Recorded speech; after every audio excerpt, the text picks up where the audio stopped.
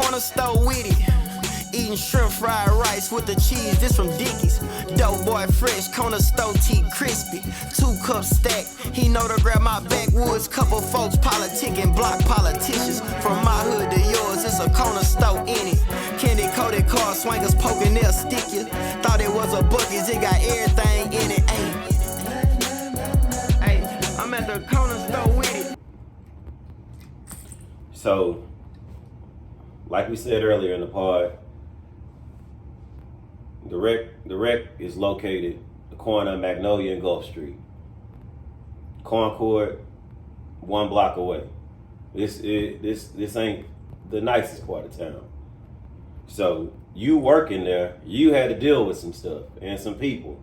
Absolutely.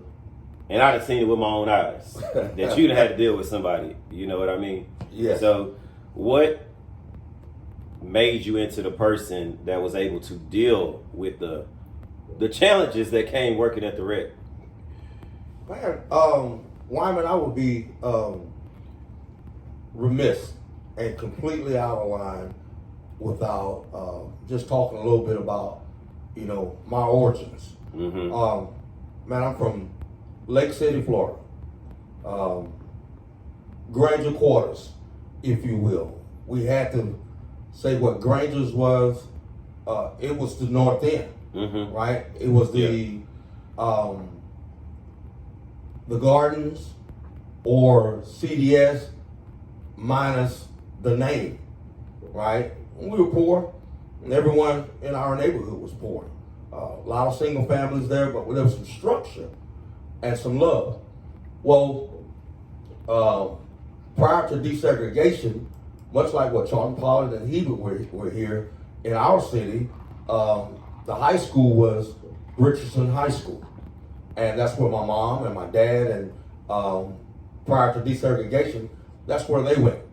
Well, when they closed the school and they tore down most of the school, except for the shell of it, there was some music, some classrooms that were salvaged, but the gym remained. Mm-hmm. And that's just where I started playing, right? We played in the yard a little bit. There was a middle school behind my grandmother's house, my dad's mother's, which that grandmother, there was a middle school behind her house that was called Minnie J, not black. And so asphalt court, we play out there. It was a small goal where Sean Brown and I we could dunk on it. Right. But to get to the next level, you need to be playing in the gym. So I grew up on Maplewood, a good gym floor. And there were people in place that served as surrogate fathers, coaches, just wouldn't let us not at least strive to be great. And so my beginnings were affected by people like Freddie Frazier,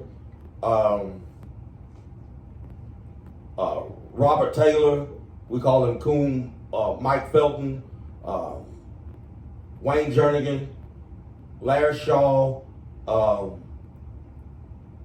Rick Jones, Tony Johnson, Jake Hill. Those guys Ted Combs took an interest in me. And so before AAU came about, we had AAU teams. And I ended up playing for the Baby Wolves, which was Richardson's mascot, the Wolves. They had a big team Wolves, and I played for the Baby Wolves. I was a point guard. And I guess my skill set was decent enough that Rick, he's 10 years older than me, he went to the fellas and said, hey man, this is our guy. What y'all think about him being a part of us?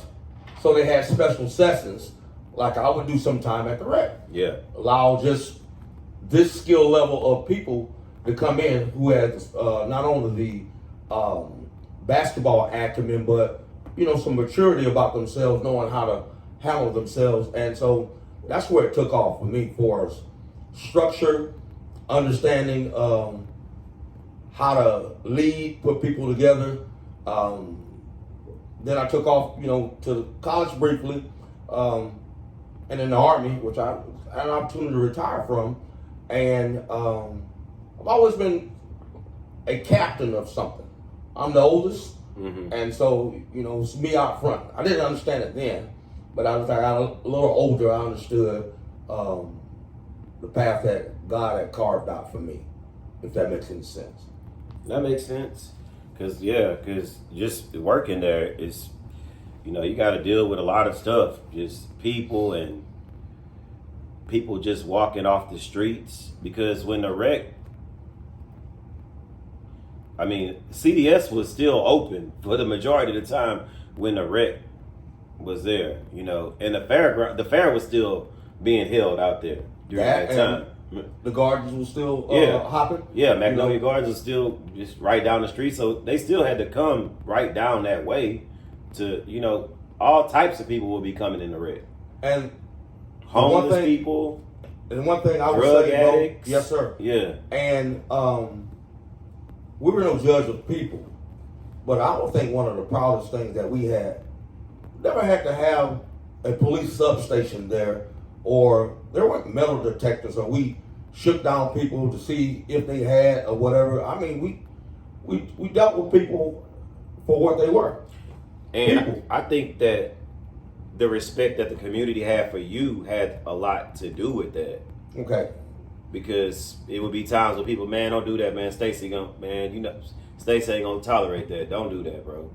Because has anybody? I don't know for sure. Has anybody ever got shot at the wreck before? No, sir. No. Anybody sir. ever got stabbed at the wreck before? No, sir. No more than just the little dust up that you would have. And you remember, as a young man coming there, if you had beef and you seem to not be able to get over it, I'll point you to a side door and just you two go out there and take care of whatever that kind of business was. 9 times out of 10, if you didn't have a crowd, someone to instigate, you two didn't even fight. You went out there and maybe chopped it up a little bit, wrapped it out, and we came on back. I've seen times, and you've seen this as well, something is inevitable, and it's going to happen. Yeah. And, we let it, you got to let it play like you let it play. I asked the question, y'all done? All right, let's hoop. True. But it was a lot of fights that took place in the park, though, because, just that culture out there. I worked at the pool, and the parents in the North End, you was going to fight. And they was going to come up and bring you back up there to make you fight. So it's now you weren't taking no L's, unless you couldn't win. But just to be a non-contender with some of the parents, that still holds true in the black household. If he hits you, you hit him back, and that's kind of like how we've learned, or that's our culture, if you will. So I agree with that. But far as at that address, 2930 Gulf Street, no knives, no guns.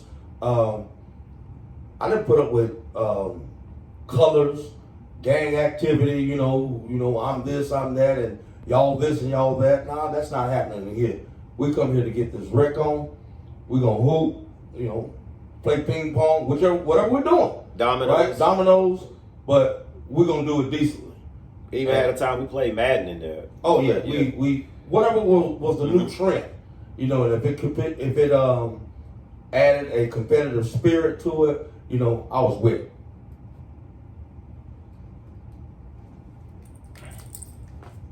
All right, that was a good segment.